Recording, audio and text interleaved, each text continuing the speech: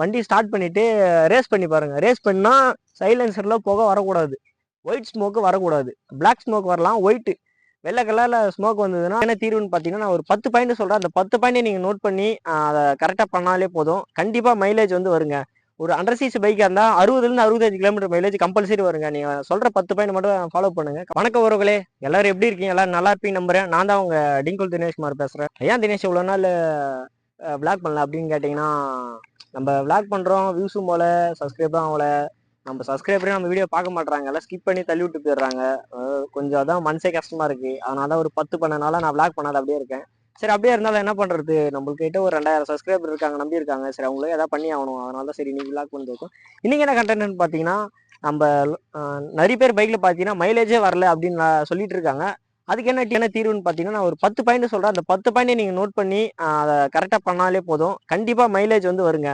ஒரு 100 cc பைக்காக இருந்தால் 60லேருந்து 65 kilometre mileage compulsory வருங்க. நீங்க சொல்ற 10 பாயிண்ட் மட்டும் ஃபாலோ பண்ணுங்க. 10 பாயிண்ட்ல ஃபர்ஸ்ட் பாயிண்ட் என்னன்னு பார்த்தீங்கன்னா, நீங்க போடுற பெட்ரோல் பங்க் வந்து நல்லா குவாலிட்டியான பெட்ரோல் பங்க்ல பார்த்து பெட்ரோல் போடுங்க.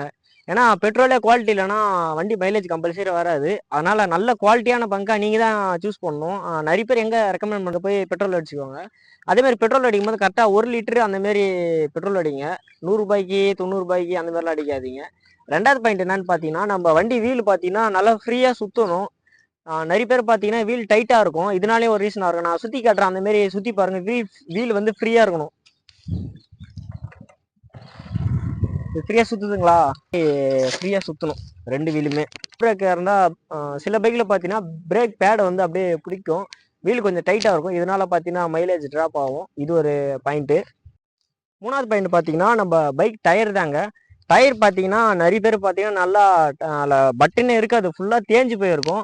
அதை வந்து வச்சு ஓட்டிகிட்டு இருப்பாங்க. இதனால ரோடுக்கும் நம்ம வண்டிக்கும் கிரிப்பே இருக்காது, இல்லை மைலேஜ் ட்ராப் ஆகும்.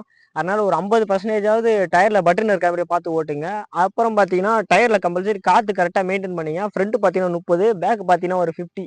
அந்த இதில் பார்த்தீங்கன்னா காற்று வந்து மெயின்டைன் பண்ணிக்குவாங்க, ஏர் மெயின்டைன் பண்ணிக்குவாங்க. அப்புறம் பார்த்தீங்கன்னா வண்டியோட போர், நம்ம இன்ஜினுக்கு வந்துடுறோம்.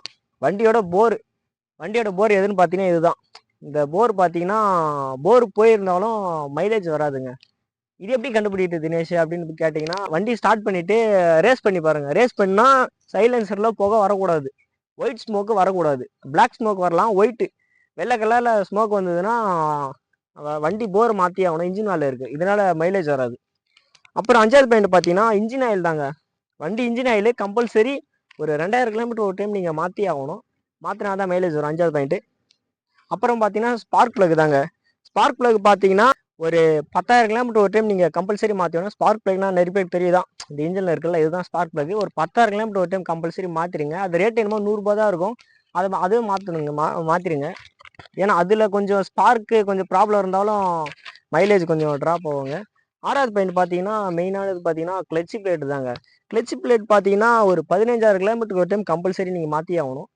ஏன்னா அப்போ கிளட்சி பிளேட் தான் மெயின். ஏன்னா வண்டி மைலேஜ், பிக்கப்பு, இது எல்லாத்தையுமே ரொம்ப முக்கியமானது கிளட்சி பிளேட்டு. ஒரு 15,000 கிலோமீட்டர் ஒரு டைம் கிளட்சி பிளேட் மாற்றிடுங்க. ஏழாவது பாயிண்ட் பார்த்தீங்கன்னா நம்ம செயின் தாங்க.